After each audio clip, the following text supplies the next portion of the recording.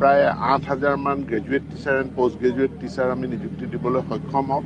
ইয়াৰ উপৰি LP UP teacher নৱগঠিত খোৱাং সমষ্টিৰ এটা উল্লেখযোগ্য এখন শিক্ষানুষ্ঠান খোৱাং মহাবিদ্যালয়ৰ ৪৩ সংখ্যক প্ৰতিষ্ঠা দিৱসৰ কাৰ্যসূচীত মই আজি অংশগ্ৰহণ কৰোঁ।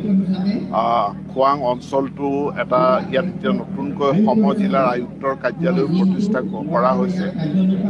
খুব বেছি ভিতৰুৱা নহ'লেও পৰিৱেশ সম্পূৰ্ণৰূপে গ্ৰাম্য আৰু এক বৃহৎ গ্ৰাম্য অঞ্চলৰ ছাত্ৰ ছাত্ৰীৰ প্ৰতি মহাবিদ্যালয়খনে সেৱা আগবঢ়াইছে।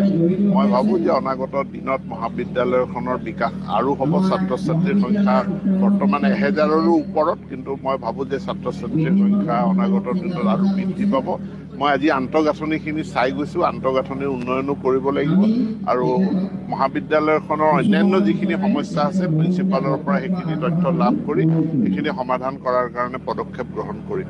শিক্ষা বিভাগৰ নিযুক্তিৰ ক্ষেত্ৰত যিহেতু বহু বিদ্যালয় মহাবিদ্যালয় পৰীক্ষা চলি আছে, নিযুক্তিৰ ক্ষেত্ৰত কিবা পদক্ষেপ বহু নাই। আগতেতো খুব ১০০টা বছৰত মানে ৫টা বছৰত নিযুক্তি নহৈছিল। আমি প্ৰায় ২৫০০ মহাবিদ্যালয়ৰ এছিষ্টেণ্ট প্ৰফেচাৰ আমি নিযুক্তি দিলোঁ।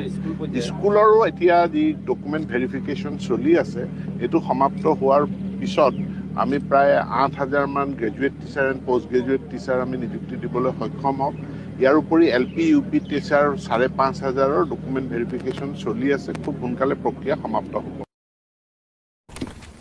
ग्रिड्सो 2 अलग अलग क्यों? एक चलेगा ना?